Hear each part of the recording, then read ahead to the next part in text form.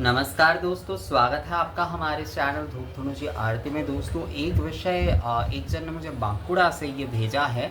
ये वाला सवाल वैसे मुझे पहले भी कई जनों से मिला है, पर इसके ऊपर अलग से मुझे लगा नहीं कि कभी अलग से वीडियो बनाने की आवश्यकता होगी या ऐसा कुछ। पर ये कई जनों ने 3-4 जन ने मुझे ये सवाल जो है एक बार किया है, मतलब कई बार उन्होंने ये भेजा है। तो मुझे लगा ये विषय भी थोड़ा बहुत बता ही देते, क्योंकि हर विषय के ऊपर हम जब आलोचना करते हैं तो इस विषय के ऊपर भी हम क्यों ना करें। तो देखिए, विषय यहाँ पर ये है कि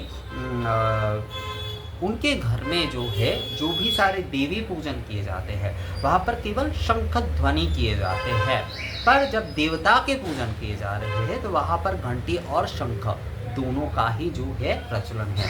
अर्थात जो है, जब पुरुष देवता के पूजन हो रहे हैं तो वहाँ पर घंटी और शंख जो है वो दोनों का ही जो है प्रयोग हो रहे हैं। पर जब जो है केवल मात्र मतलब जब देवी पूजन हो रहे वहाँ पर शंख बजाए जाते, ये असल में जो है ना, ये पारिवारिक परंपरा है।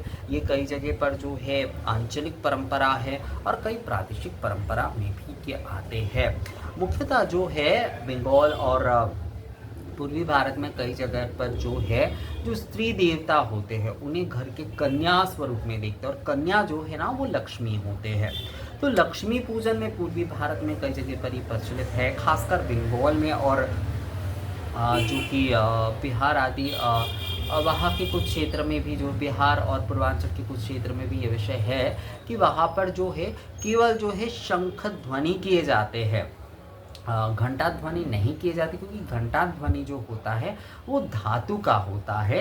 तो धातु के जो भी आवाज़ है वो माता लक्ष्मी को पसंद नहीं है। मतलब बर्तन का एक दूसरे के साथ जो है टकरार होना, ये बिल्कुल पसंद नहीं है माता को।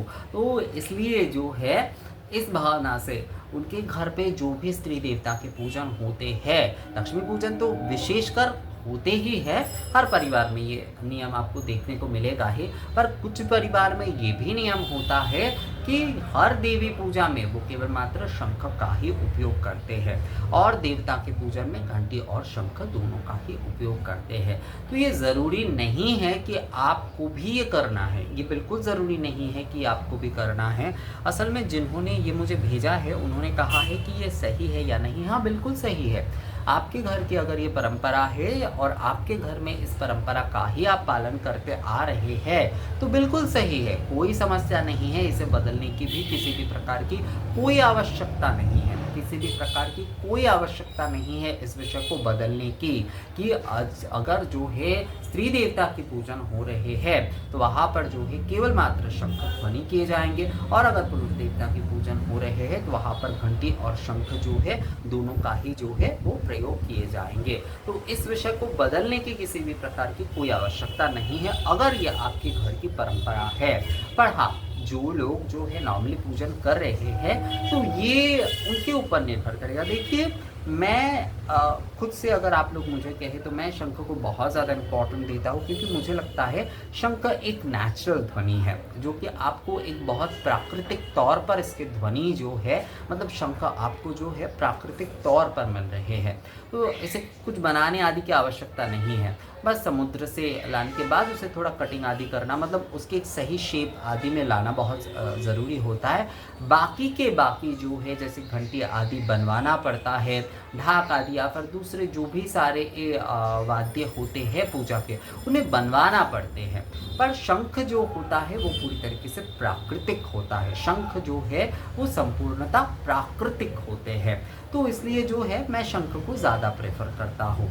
पर हाँ, जिनके घर में नियम है कि केवल मात्र देवी पूजा में, कोई भी देवी पूजा हो, केवल मात्र शंख ध्वनि के साथ ही पूजन आरती आदि की जाएगी, तो वो उन्हीं नियम का पालन करें। कोई समस्या उसमें बिल्कुल नहीं है, किसी भी प्रकार की कोई समस्या नहीं है। पर जिनके घर में नियम नहीं है उन्हें अलग से बनाने की कोई आवश्यकता नहीं है। जिनके घर में ये नियम है कि हमारे घर में देवी पूजा में केवल मात्रा जो है शंख ध्वनि ही हम करेंगे, और देवता की पूजा में शंख और घंटी दोनों की ध्वनि करेंगे, तो वो इस नियम के साथ जो है वो चल सकते हैं, कोई समस्या नहीं है। पर जिनके घर में नहीं है उन्हें अलग से इन सारे विषयों को जो है प्रचलित करने आदि की आवश्यकता नहीं है। अब जैसे कि बहुत सारे लोग केवल मात्र जिनके पास घंटी आदि नहीं होते या फिर बहुत सारे कुछ नहीं होते, वो केवल एक शंख रखते हैं।